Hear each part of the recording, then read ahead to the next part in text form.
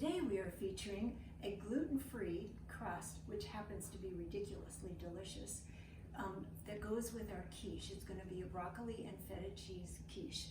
So we're going to start with our the pie crust. And of course you could go buy a pie crust in the grocery store, but let me tell you, what we're about to make here for the crust is so good. I actually find myself nibbling on the crust by itself because it's really delicious. So here's what's in the crust itself. So we have 1 3/4 cups of almond flour, and then we have 1/4 cup of coconut flour. This combination is really good for baked goods. There's a light quality to it. You know, a lot of times I'll use Uncle Bob's red mill as an all-purpose gluten-free substitute.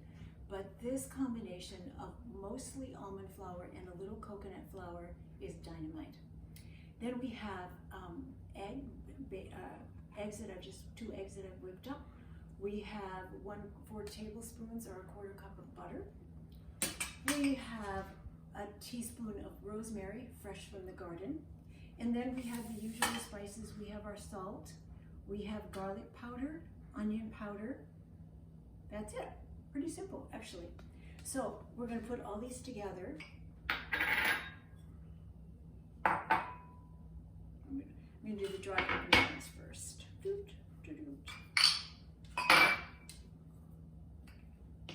Always good to just mix them together by themselves. I'm just going to put the eggs in like this. Well, just 2 eggs already mixed.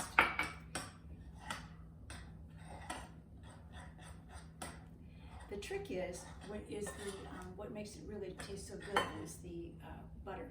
So it's organic, wonderful butter. And you could use your Cuisinart to make a really good ball. I'm going to use one of these old-fashioned pastry cutters, or you can use your hands. Mine are clean in case I resort to that. Okay, so here we have the butter. You don't want it melted. You want to be able to cut it in. You know, when you're making pastry, what you do with the shortening or the butter makes or breaks the whole pastry. So this is the old-fashioned, we're just cutting in like this.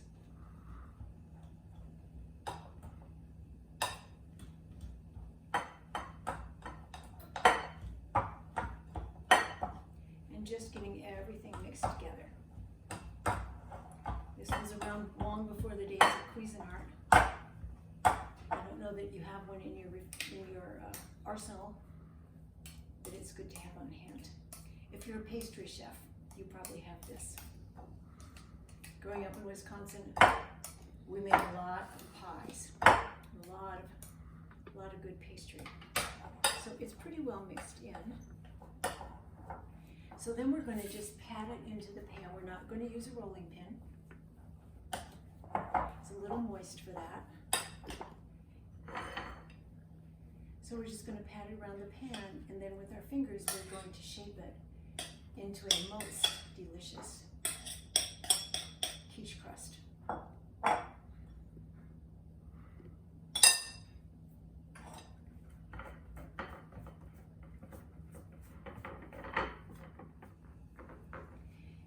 And then you're going to want to crimp it. So we're going to make the edges so they stick in. The easiest way is just to pinch it like this.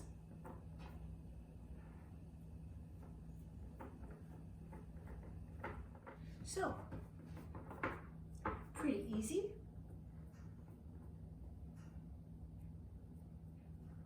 And now we're going to put it in the oven for just 10 minutes, just enough to take the edge off of it. All right, so our crust has just come out of the oven, and doesn't it look delicious? That little bit of rosemary and the onion powder and the garlic powder transform it from any other kind of pie crust you could imagine. Really good. Okay, so first we're going to mix these ingredients together in the Cuisinart, and then we're going to add the broccoli. You could use equal pound, spinach would be equally as good, and then the feta cheese. So first we're going to take 6 eggs. Our cast of characters. We have 6 eggs. We have 3 ounces of cream cheese, and we have a little salt and pepper. Again, the exact ingredients are always at the end of the recipe. So here are our 6 eggs, our cream cheese, And our salt and pepper.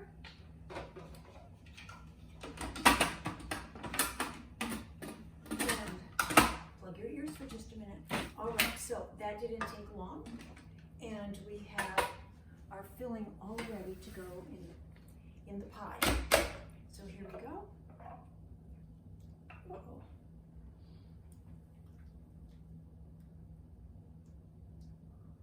And then we want to put the broccoli in afterwards because we want that kind of sink to the bottom. I love this recipe so much. Oh, let me tell you about this recipe.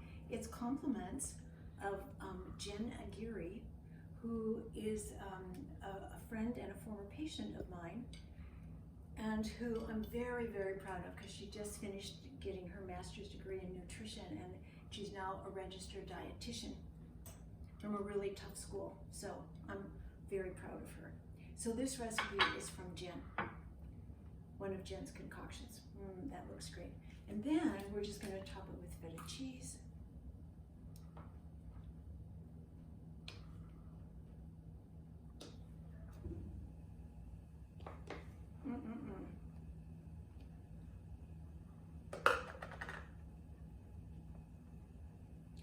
Wow, that looks really good, and I happen to know it is really good. So it's about to go in the oven, and we'll see you in 30 minutes because that's about all the time it takes for this to set. Okay, so our quiche has just come out of the oven. I lied when it said it was 150 degrees for 30 minutes. It took at least 45. So, and you see the crust, if I had known it would take this long, I would have taken aluminum foil and covered this so that it didn't get so crispy here on the edges. But it's still going to be good. And of course, you know, the way you always tell if a quiche is set is you run a knife through it and see if it comes out clean. So we're good to go. And let's see. Of course, I have to do the taste test, so just bear with me for a moment.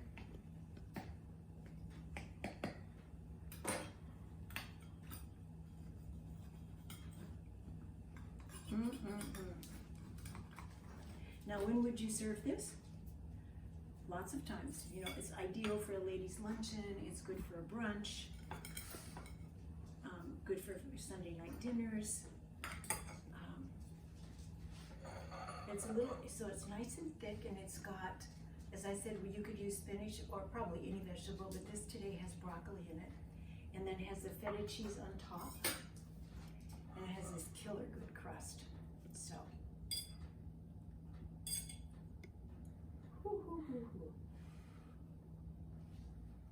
And again, my thanks to Jen Aguirre for this recipe.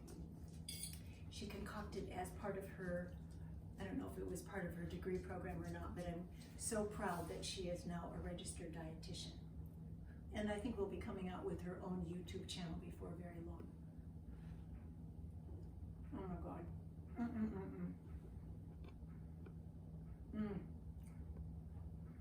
It's light and yet substantial. It's just not a heavyweight thing. It's very demure and delicate. Excellent. Oh my gosh, the flavors are good. And again, the crust is really good. So thanks to Jen, thanks to everybody who wants to try our broccoli, feta cheese, gluten-free quiche.